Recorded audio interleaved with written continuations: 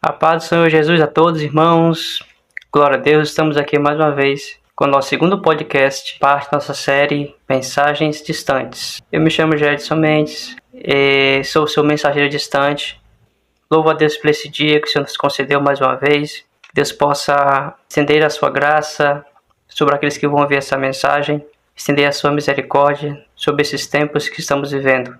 E não deixe de compartilhar, não deixe de dar seu like, porque são bênçãos para a minha vida, são bênçãos para esse ministério que o Senhor tem me concedido, de levar a mensagem de Deus aos corações. Então, sem perder tempo, vamos para a palavra de Deus. Se você está com a sua Bíblia aí, eu já estou com a minha aqui, então abra comigo em 2 Crônicas, capítulo 15, versículo 3. 2 Crônicas é o livro da história dos reis de Israel e está no Velho Testamento. Amém? Glória a Deus. Está escrito assim: E por muitos dias esteve Israel sem o verdadeiro Deus, sem sacerdote que lhe ensinasse e sem lei. Amém? E por muitos dias esteve Israel sem o verdadeiro Deus, sem sacerdote que lhe ensinasse e sem lei.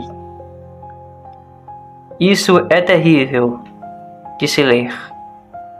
Precisamos entender que esse versículo foram palavras de um profeta chamado Azarias, filho de Obed, que foi enviado para o rei Asa, que era o rei Asa que estava nesse exato momento no trono de Israel.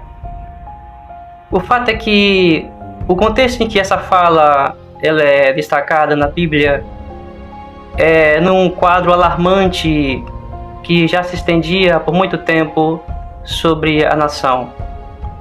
Desde o reinado de Salomão, quando este se afastou de Deus, e se estendeu até os reinados de Roboão, seu filho, e até os dias do rei Abias, que era o pai do rei Asa, a nação estava em um estado de declínio espiritual, moral e social. E aqui Deus envia um profeta para o rei Asa, que havia assumido o trono em pouco tempo. E a palavra de Deus para Asa, ela começa no versículo número 2 e se estende até o versículo número 7 do capítulo 15 de 2 Crônicas. Mas precisamente vamos partir do versículo 3 desse capítulo 15 de 2 Crônicas. As palavras do profeta foram essas: E por muitos dias esteve Israel sem o verdadeiro Deus, sem sacerdote que lhe ensinasse e sem lei. Imagine só um tempo sem o verdadeiro Deus. Imagine só um tempo sem a presença do verdadeiro Deus. Agora observe que o texto não diz que não havia nenhum Deus. Pelo contrário, havia muitos deuses nesse período, porém eram deuses falsos, deuses demoníacos. Será que existe algo pior do que um tempo sem a presença do Deus verdadeiro? Já parou para pensar? E quem sabe alguém que vai ouvir esse podcast vai dizer: mas existem muito mais templos hoje que há 20 anos atrás, nos dias de nossos pais. Contextualizando essa mensagem, sim, é verdade. Existem realmente mais templos em nossas cidades do que houve no tempo de nossos pais. Porém, eu preciso dizer a você que, em sua maioria, esses templos estão vazios da real presença de Deus. Como diz o versículo 3 que acabamos de ler, um tempo sem o verdadeiro Deus. Você consegue imaginar um tempo mais sombrio do que este? A segunda coisa que o profeta fala ao rei Asa é que foi um tempo em Israel sem sacerdote que lhe ensinasse a lei. Ou seja, isso era outra característica negativa desse período dos reis de Israel. Um tempo em que não havia a presença do verdadeiro Deus e um tempo sem um sacerdote ou um mestre na palavra que lhe ensinasse era algo extremamente preocupante. Logo, era uma geração que não conhecia o verdadeiro Deus, porque carecia de pessoas que lhe ensinassem quem Deus é.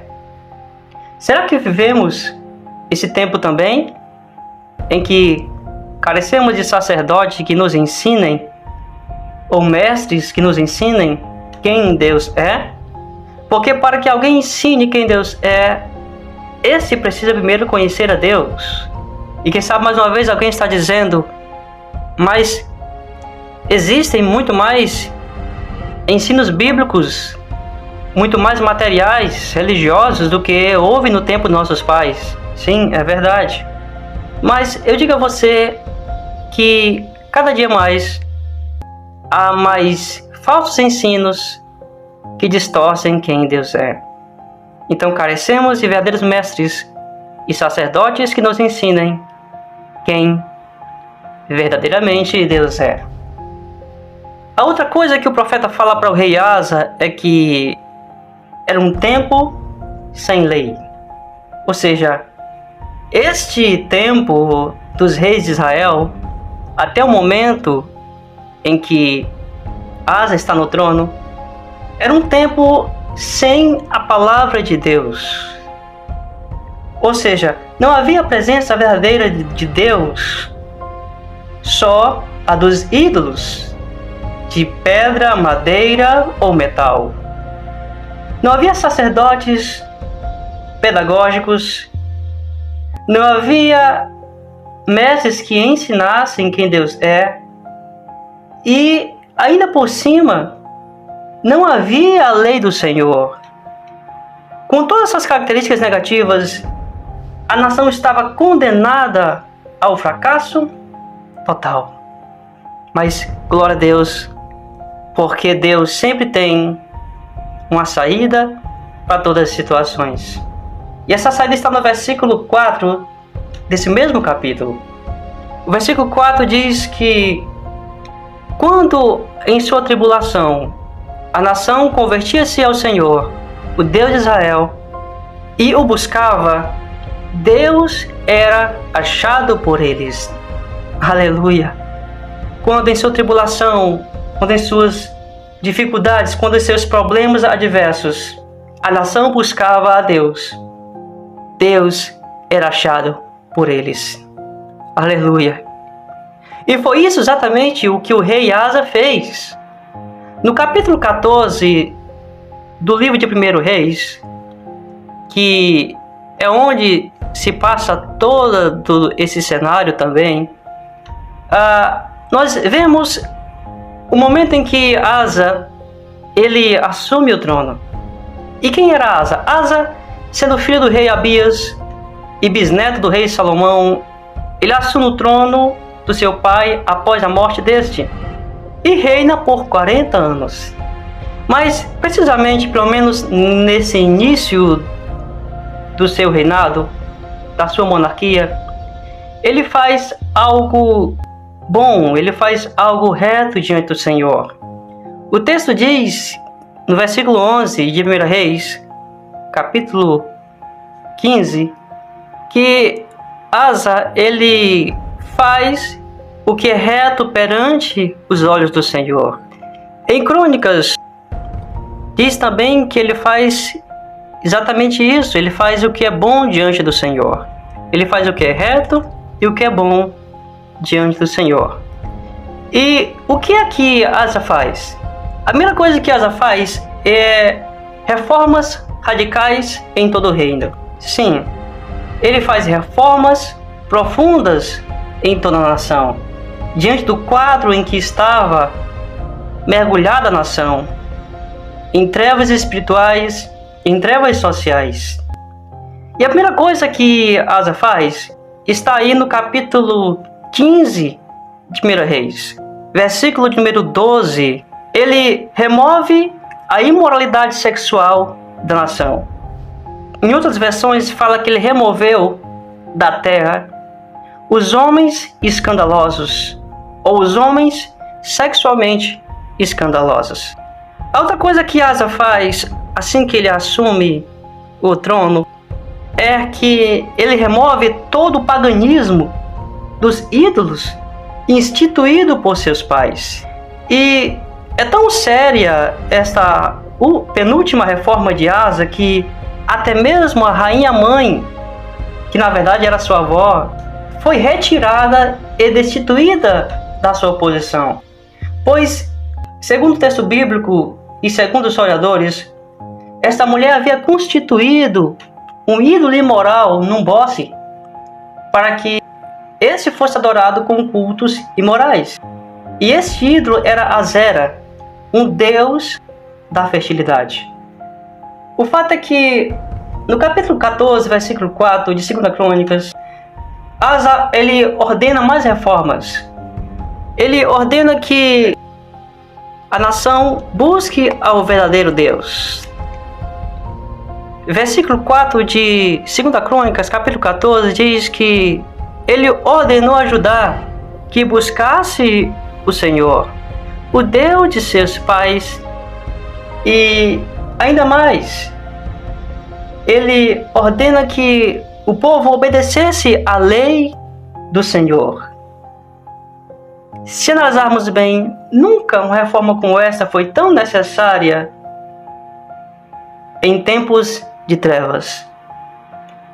Se contextualizarmos, eu posso afirmar também que nunca uma reforma como essa foi tão necessária em nosso tempo e em nosso país.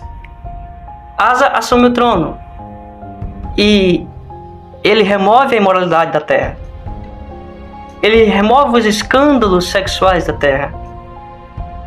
Ele remove a idolatria da terra. E quando eu falo de idolatria, nós podemos aplicar para várias questões.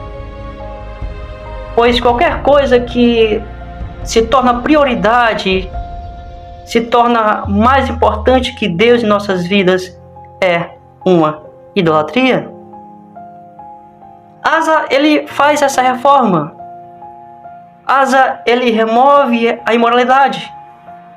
Já parou para pensar quantas casas noturnas e o quanto de material sexual é difundido na internet nessa geração? Já parou para imaginar o quanto o liberalismo sexual está cada vez mais dentro de muitas igrejas, no cinema, no simples comercial de sandálias? O quão a nudez está estampada em nosso rosto? Asa, ele reforma a nação. Reformas profundas que trouxeram grandes e importantes bênçãos. No capítulo 14, nós vemos as consequências dessa reforma que Asa fez. No capítulo 14 de 2 Crônicas, versículo 1 e 5, diz que em seu reinado a terra teve paz. Aleluia! Em seu reinado a terra teve paz. Versículo 1 e versículo 5 de 2 Crônicas, capítulo 14. A segunda coisa está no versículo 7, quando lemos que eles edificaram cidades fortes e prosperaram. Glória a Deus. A força das cidades e a prosperidade não está na inteligência do homem. A força das cidades e a prosperidade não está na estrutura em que ela foi construída. Não. Está na obediência e na comunhão com Deus. Versículo 7 diz que eles edificaram cidades fortes e prosperaram. A outra coisa está no versículo 12, como consequência das reformas de Asa. O versículo 12 diz que os etíopes se levantaram em um grande exército contra a nação. Tão grande era esse exército que chegava a 1 milhão de soldados e 300 carros de guerra.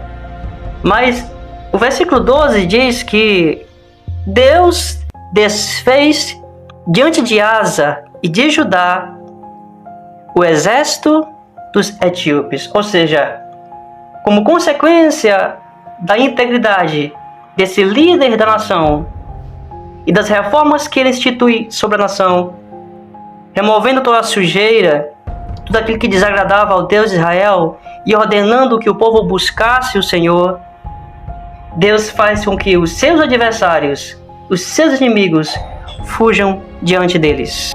Essa foi as consequências da obediência e da integridade desse líder de Asa. Glória a Deus. Que possamos refletir mais uma vez nesse dia sobre a importância das reformas necessárias que devemos fazer, sejam elas para aqueles que estão em altas posições ou para aqueles que estão apenas cuidando de suas próprias vidas comuns. Que Deus possa abençoar você. Esse é o canal Mensageiro Distante e esta é a série Mensagens Distantes. Não deixe de compartilhar, não deixe de dar seu like, invista no reino de Deus. Compartilhe sempre a palavra de Deus. Se Deus quiser, nos vemos no próximo podcast. Em nome de Jesus.